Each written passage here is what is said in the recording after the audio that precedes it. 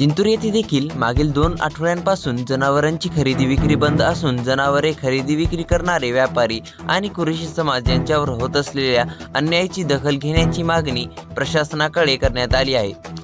गौरक्षेच्या नावाखाली गौरक्षक आणि इतरांकडून हा अन्याय केला जातो आणि त्यामुळे मागील 2 आठवड्यांपासून जिल्ह्यात जनावरांची खरेदी विक्री बंद झाली आहे।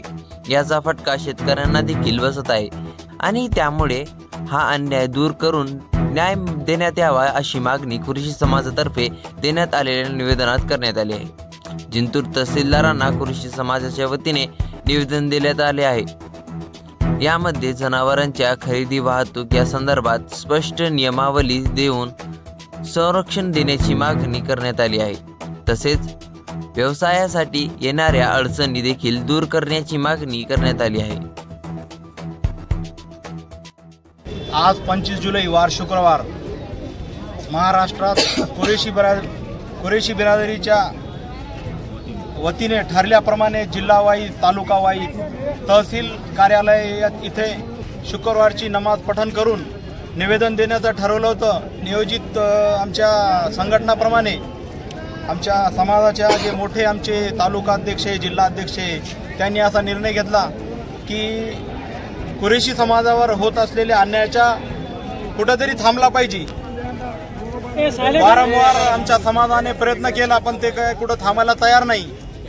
शेवटी समाजाने उपासमारीचा पण निर्णय घेतला की उपासमारी एक प्रथा उपासमारी सहन करू पण हे अन्याय अत्याचार कवरच सहन करायचा।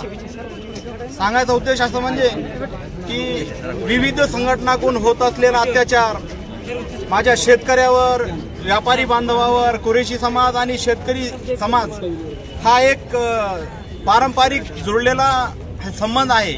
आमच्या आजोबा पंजोबापासून आम्ही पाहतो आमच्या पिढ्याना पिढ्या गेल्या की शेतकरी समाज आणि शेतकरी आणि व्यापारी हे यांची जुळलेली जुनी फार अशी नाळ आहे। त्या उद्देशाने आज तहसील कार्यालय जिंतूर इथं समस्त जिंतूर तालुक्याची कुरेशी समाज हे निवेदन द्यायला आलतं की हे निवेदन द्यायचं तहसीलदार साहेब मार्फत महाराष्ट्राच्या शासनाला कळवायला पाहिजे। कळवायसाठी आम्ही हे निवेदन घेऊन आलो होतो की समाजावर होणारा अत्याचार व्यापाऱ्यावर होणारा अत्याचार ज्या गोष्टीची मान्यता आहे ज्या जनावरांची मान्यता असून पण त्यांच्यावर पण विनाकारण गैर पद्धतीनं गुन्हे दाखल होतात।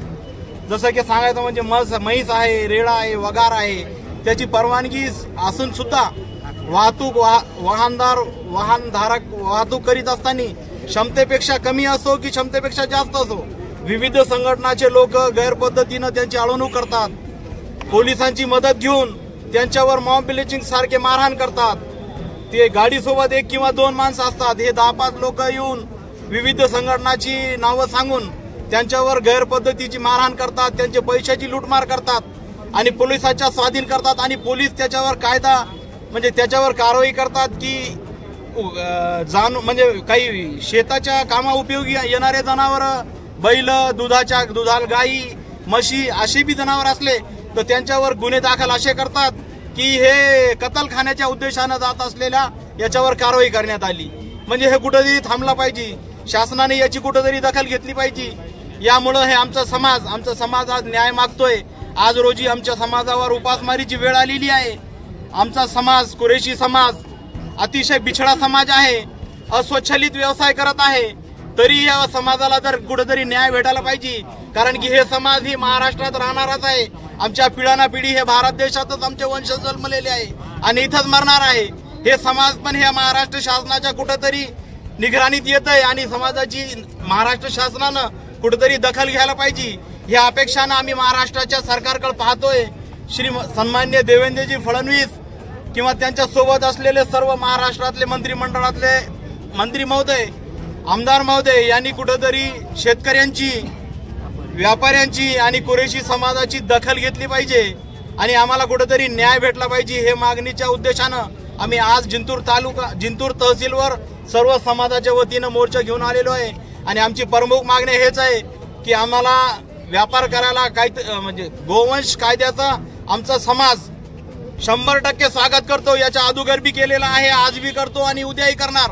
शासनाच्या विरुद्ध जाऊन आमचा समाज कोणताही गैरवर्तणूक याचा अगोदर केलेली नाही आणि पुढेही करणार नाही अशी मी ग्वाही देतो समाजाच्या वतीनं। आणि कुठेतरी आम्हाला माझ्या समाजाला, माझ्या शेतकऱ्याला, माझ्या व्यापारी बांधवाला कुठेतरी न्याय भेटायला पाहिजे अशी शासनाकडून अपेक्षा करतो। थांबतो। जय हिंद, जय महाराष्ट्र।